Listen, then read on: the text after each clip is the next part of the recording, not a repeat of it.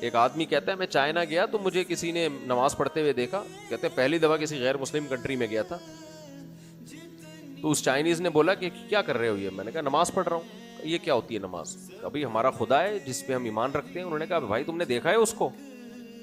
कहने देखा तो नहीं है। कि उसकी निशानियां देखी हैं, इतना कुछ उसने बना लिया। तो उसने कहा ये तो ब्यूटी ऑफ नेचर है। ये क्या है? Beauty of nature. वो चाइनीज में बोला होगा चिंका पाचा चिंका, ये बोला होगा उसने। ब्यूटी की भी ऐसे की तैसी कर दी उसने। जो थोड़ी सी ब्यूटी बची थी वो भी खत्म। खैर कुछ भी बोला, हर जबान का अपना एक हुस्न होता है भाई। चाइनीज का मजाक उड़ाना मकसद नहीं है। मेरी आदत है कुछ ना कुछ छोड़ते रहने की, अल्लाह माफ फरमाए। खैर तो उसने बोला कि ये ब्यूटी ऑफ नेचर। तो कह रहा इस तरह की बातें रोज करके जाता था, मेरा दिमाग इतना खराब हुआ कि मैं मुल्हिद हो गया।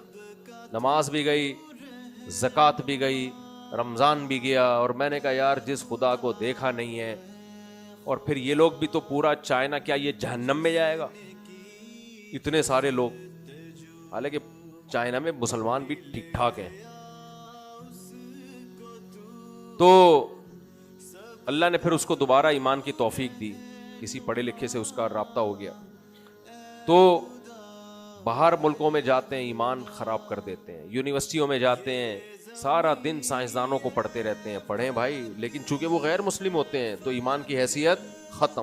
कि यार जब ये भी तो मुसलमान नहीं थे, ये मुसलमान ना होके इतने अच्छे इंसान बन सकते हैं, तो हम क्यों इस्लाम के पीछे लगे रहें?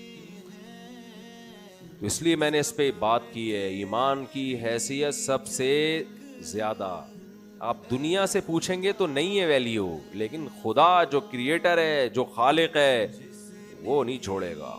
वो कहेगा मेरे लिए सबसे इंपॉर्टेंट सवाल ये है कि तुम मुझे मानते थे या नहीं मानते थे।